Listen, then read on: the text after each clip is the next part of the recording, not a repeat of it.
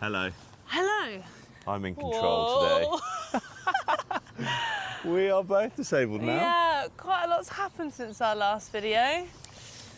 We came back from New Zealand on a high, and a week later I played netball and ruptured my Achilles. And you said you weren't ever going to play netball again, and I went away for 2 days and you caved to the girls.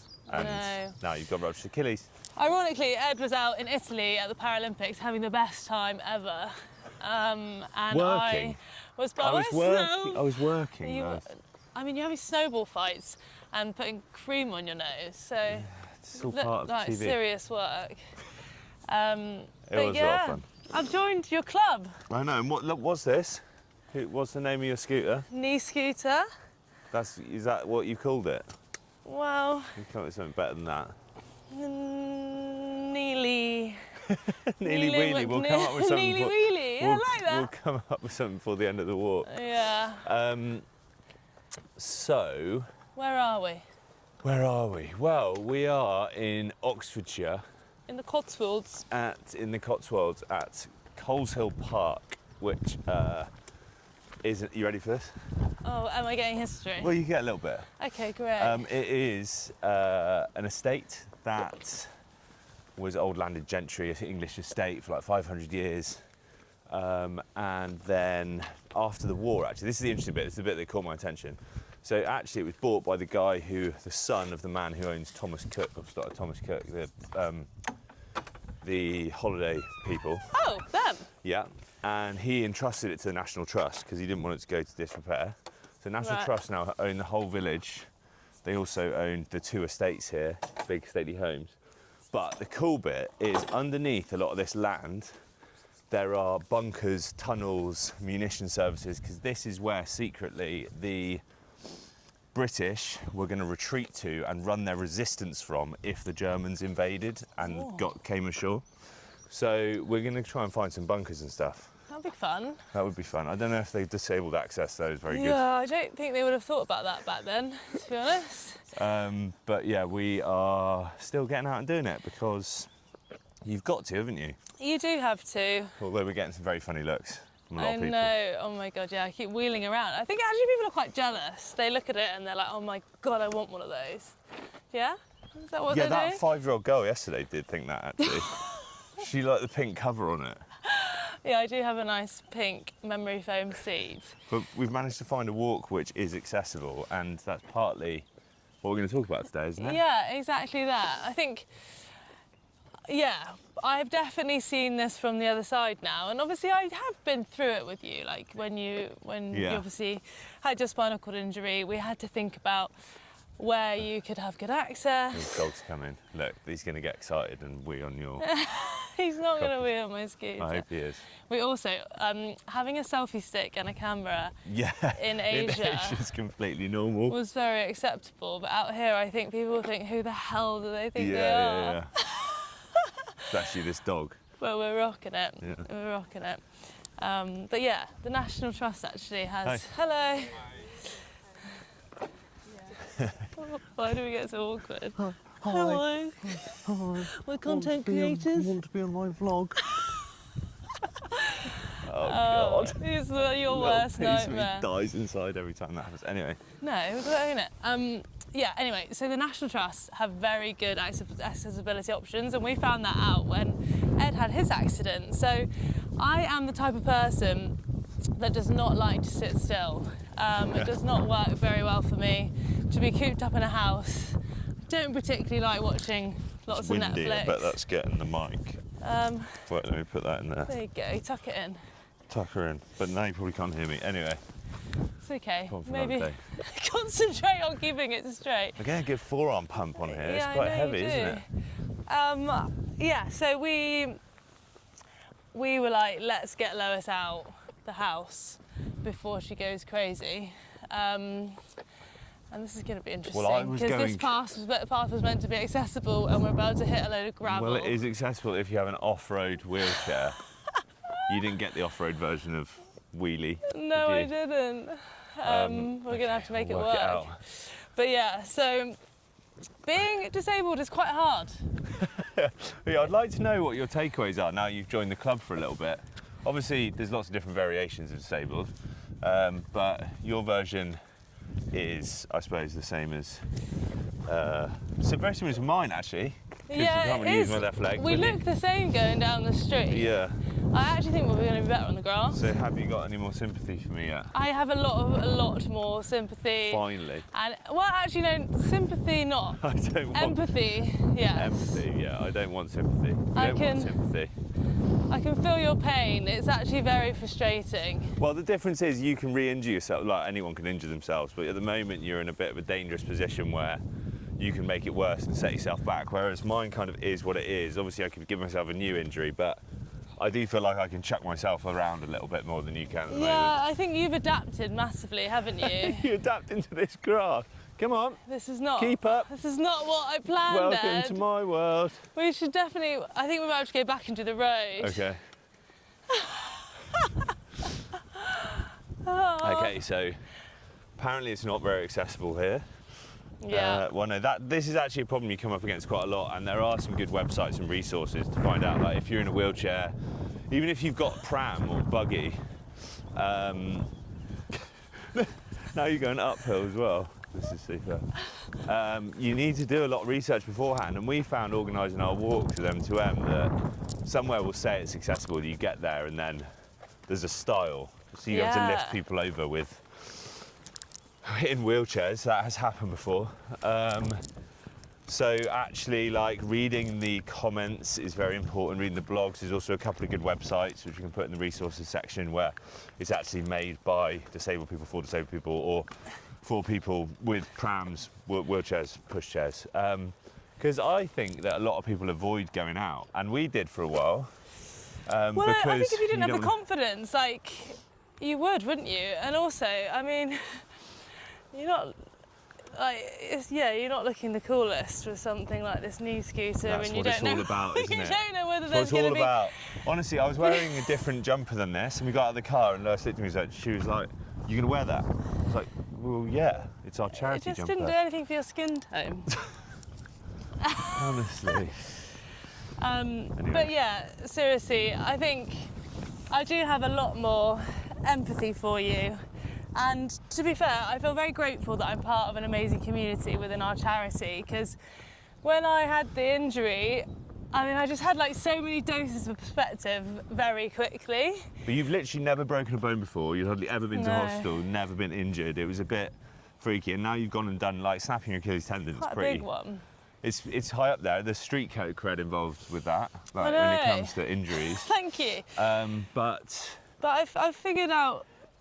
You know what? Do you know what's the weirdest thing? Because you've been through something so serious, like, and obviously come out the other side of it. And we've studied things like PTSD versus post-traumatic growth, and I instantly was like, right, there's a lesson in here somewhere. we should just put this on the crutch. But to be honest, Yeah, go on. but. I'm listening to you. But to be honest, you know that there's a lesson in something. You don't actually want to know that lesson straight away, do you? Like, did you find this? Or were people not saying that to you that early? You know.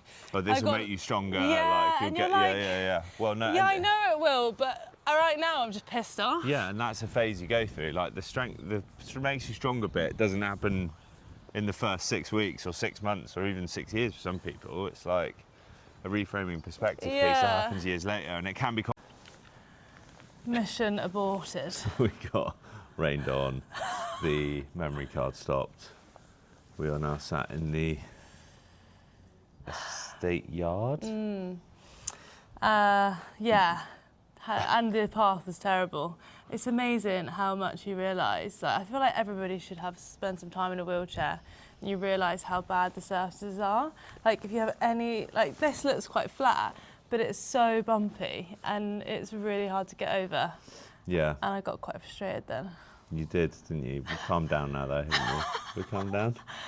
Yeah. But I wrote a blog ages ago saying everyone should spend 6 months in a wheelchair because I did, and it was more to do with not noticing how inaccessible a lot of places are, how difficult it is. It's to do with appreciating your legs and the little things that you normally take for granted. The going through this has definitely given me that. So again, so there is a lesson in there. There's always a lesson in there. Definitely teaches patience as well. Yeah, but I feel like I'd really slowed down compared to what I used to be like. So I'm like, really? Do I want to slow down again? Is the universe telling me that? Not necessarily, because like some people do and some people don't, and obviously things do take longer, which is the patience bit. But we're still out and about doing stuff. We are, yeah. I mean, we're currently sat on a bench in the shade. No, but we're outside and we've attempted to come for a nice and there's stroll. people who are a lot less mobile doing a lot more than this. So it depends whatever floats your boat. Like some people like getting out and about, and they can still do that with mobility aids and help and support is the main thing. Like you couldn't come and do this by yourself. Like No, I couldn't do that most is of the the stuff main I did by thing. myself. Yeah. You do need somebody there with you, really. There's only a few places that I'd feel comfortable to go to, like completely solo. But yeah, it's interesting, isn't it? Because mine will be short term, fingers crossed. But how do you think your mindset has changed from like when you first had the spinal cord injury to now in terms of adapting? Adapting, that's such a big question. But like, I think we came up with that saying, didn't we? It was me and Suta when we went on holiday, one of my mates, we were like, well, first of all, it's fuck it. Like, just give it a go. And then we came up with the phrase, just attack it. So if we didn't know how to get past something, over something, through something, it'd be just attack it. And that ended up with me upside down in boats with him having thrown me over the side. Not knowing how we'd get you back in. Yeah, but yeah, where there's a will, there's a way. But you do need support. But I think it's a mindset thing more than anything, because there is adaptable stuff out there. There is things you can do. There always is. And it's just whether you choose to do it or not. And that's the same for people if they've got like disabilities or not, isn't it? Because the easier option is to stay inside and not do anything. protect yourself. And I've been through those phases, definitely. Where it's like, and you've been good at pushing me out, going like, no, come on, we need to do that. But then there's other things that just are more hassle than it's worth now. And it's not like I still do do exactly the same stuff as I used to, because it takes more effort. Or, sometimes like when we go to the beach, you're always like, come on, get in the sea. And I'm like, I get the narrative, and sometimes I do go for a swim, but also if I've got to go in the sea, take my bag off, dry myself, put it back on, and then we get everything sandy, and then we're going for lunch, it's like, actually the cost-benefit analysis is like, I just won't get in the sea this time. I think it only comes from me knowing how much you love the water, so then I just get sad that you're not able to enjoy it. But sometimes I do if it's worth it, and other times I it. don't. It's not like you have to like prove a point by doing more than you did before or less. And to be fair, like I never climbed mountains before, and I do that now. So, but there are practical things in the day-to-day which just don't make sense anymore. And so there's adaptation, but there's also just changing the stuff you do. Like I can't play rugby anymore. I can't play tennis anymore, like, so now I play table tennis and darts, pool. Yeah, exactly that. But yeah, how have you found looking after me? It comes very naturally. Like, well, I should ask you the same question. Does it? How have you found? Well, no, like if you'd asked me to do something before, which was just like to prove a point that you'd been doing more, I'd be like resentful. Now I'm like, stop doing stuff. Yeah, I'm doing it. telling me off. Yeah, you got caught in the attic the other day. You say attic, it's a loft room. It's got stairs up to it. The staircase is, I have to go up on hands and knees. You had to come down on your bum. Oh, yeah, like, but it's I not was a normal fine. staircase. But I had to, like, it's annoying things. That's one of my hardest things is I hate relying on people to do stuff for me. You're not very good at asking for help. I'm not very good. And a lot of the beneficiaries that I've worked with over the years have said that. And I'm like, why wouldn't you just ask for help? But when you're in that situation, you just feel like you're a burden on people. And there's a pride thing involved as well. Getting used to asking for help is such an important thing, or saying I can't do something for progress, but I found that so hard. There's a balance though, isn't there? Because I still also believe that you should try or like do some stuff, because like my main mindset, which I'm probably a little bit tapped, but like, we've got this from what we do, is, haven't we? Like, if it's hard, it's good for you.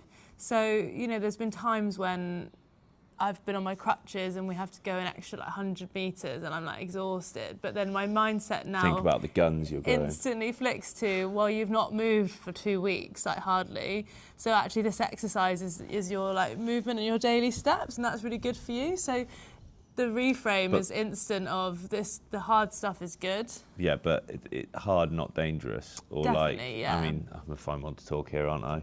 Getting stuck up mountains and stuff, but unnecessary. Like trying to carry a load of stuff down from an attic with an Achilles boot. Well, I chucked them down at you, actually. I didn't try and carry them down. But yeah, there's a balance. You don't just do hard things for the sake of it. Like, you do it because it's going to help you, or you enjoy it, or it's got that delayed gratification. But like, there's also things that don't make sense for you to do anymore, and it makes sense for the other person because it's more efficient, time effective. And because we've lived together for a long time, you just do those things, and I need to ask you to do them, and vice. Like now, I'm just doing them. Like I'm going to the shop to get do the food shop or whatever it might be, because it's quicker and like more efficient. Yeah, exactly. But that's made things easier. That made things easier for me, I suppose, because I don't have to ask for help anymore when I'm around Lois, because we're just so into a routine of this is what Lois does, this is what I do, and this makes the most sense. But then every now and again, there's a brilliant one the other day. Lois used to, when you were doing a lot for me, and then you and Sue, when I was living with my stepmom as well, they decided that the phrase "it's good OT," which is occupational therapy. So for those who don't know, occupational therapy is something that it's like having a physio, but they specialise in like life skills. So how do you now adapt to make a cup of tea, or to get changed, or to have a shower? Like really important stuff.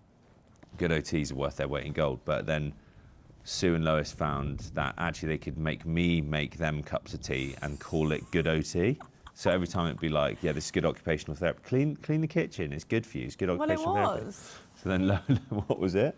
You were in What did I ask you for? ask me to put away your clothes or that something. was And it. I'd just got into bed, and she was like, actually, can you come put away my clothes? I went, no, it's good OT.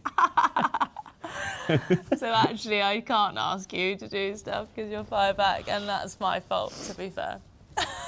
Yeah, it's funny. And what I want to know is about, so one of the things that I struggled with, I think, emotionally early on was my body changing completely. Like before I had my accident, I was probably in like the best shape of my life because of like being injured from shoulder and just spending the whole of the off-season training. And I watched myself lose 3 stone of lean muscle in 4 or 5 weeks. I completely changed shape because I didn't have any firing. But I know I've heard you say a few comments about my legs shrinking, on my calf. You're very proud of your legs and your bum and your calves, aren't they? So how are you feeling about that? I've worked hard on these legs for years and years and years. Yeah. So yeah, it's just quite scary. But then actually, again, your experience has taught me that you can build muscle back. Like, and my muscle, I will get use of my... There's nothing there anymore. I will get use of my leg again, and I will be able to put that muscle back on. But yeah, I mean, it is amazing. I probably am a bit more conscious of my body than I thought as well, because I was like, oh, I'm gonna get fat, and I was like, do you still fancy me with my boot on? Gets me going, actually. You look vulnerable. Oh, nice. You like that. Yeah, so I was a bit more paranoid about that, but I do know that I will get it back. I think also knowing that, being a sports person, you know your body so well. So like, I know what's good pain and what's bad pain, and I feel that I know that I can trust my right leg a lot. So, and I trust that, I was in the office in our house doing like exercises with a TheraBand within like 4 days of doing it, because I knew what I shouldn't do and what I should do, whereas a lot of people would probably be really anxious to do anything before they've got a green light. I think you need to be a little bit more anxious. No. I can't believe you're telling me this. There's a bite. Got it. We're probably not a good duo for that. No, but you can re-injure yourself, can't you? That's what I was saying earlier. Like at the moment, before you have the op, or like even if you don't, like if you slip, and you can just re-rupture it. I can't one of the boots on. Okay. The boot is safe. Okay. But it's a long old journey for me, to be fair. It's going to be 4-6 months. Yeah. Well, it's just saying, like, you were actually out of hospital by like 4 or 5 months, so, you know, you were basically doing what I was doing. You get that, like, No, that adaptation, don't you? It's like, you get used to being in a boot, and then you'll get used to pretty quickly being able to walk around normally again. I think the scary bit for me is going to be when the boot comes off and you're like testing it and you're a bit nervous about what you can do and what you can't do. And I know my brain will be wanting to get back to like full fitness quite quickly. So I think that bit I need to be slow with. Just no more netball. No more netball. Which, like, you know, I actually thought about this the other day. We joke about it because I never really loved it, to be honest. Like, I don't know, my whole pathway through it was quite, I don't know, challenging. And so I'd created this resistance to netball, but it carved my whole life, didn't it? Yeah. And, you know, I actually thought in 5-10 years' time, like, if we're settled and we had kids, I thought I might go back to netball because it's really nice to meet people. We went for lunch with the netball guys the other day, and they went like, there you go, that's the lesson of why we should never go back to netball. And some of them are ex-pros. None of them are wanting to play again. It's just too fast and impact and explosive, like, I think. But then, like, I can't do the things I did before. That's been taken away from me now. But then it gives you the opportunity and time to do something else, like climbing or what, you know, like different sports. It's just a weird thought, though, isn't it? That's been taken away from me, rather than it being a choice. Yeah. And then obviously because I had all the complications with the surgery, and I was meant to have surgery, and then I didn't have surgery, and that would have allowed me to play netball again. Yeah. Having the surgery. So. Well, yeah, but you wouldn't have done it anyway. Do you not think? Well, you were adamant you weren't going to. It was only because I went away and we happened to be living back in Cardiff for a bit, and your friend Beth is very persuasive. But again, what I just said, like, about me the choice being taken away, like, that's what Jenks, the physio, said. But let that be your choice. But that's an acceptance piece, isn't it? Because I'm not ready to accept. I've had lots of choices taken away from me. Yeah, and so I've just adapted to choices that it's all about looking at what you can still do, not what you can't anymore. And there's always stuff you can do, no matter what your situation is.